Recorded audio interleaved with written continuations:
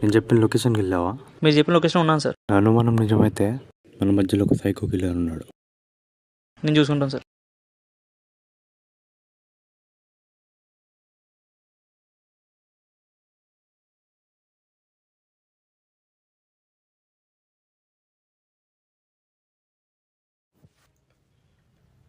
Hello Subbarao, అది మన building almost ready అయిపోయింది.